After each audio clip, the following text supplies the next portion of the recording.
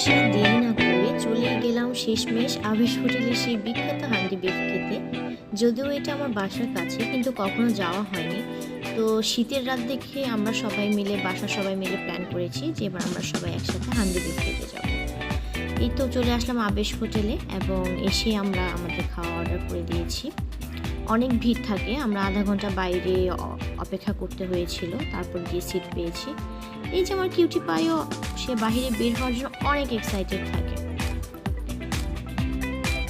মাটির চুলায় রান্না করা এই হান্ডি বিফগুলো প্রাইস পড়ে ২৯০০, ৩০০০ এরকম করে। আপনারা চাইলে সিঙ্গেলও খেতে পারেন, ২৫০ টাকা করে প্লেট পড়ে।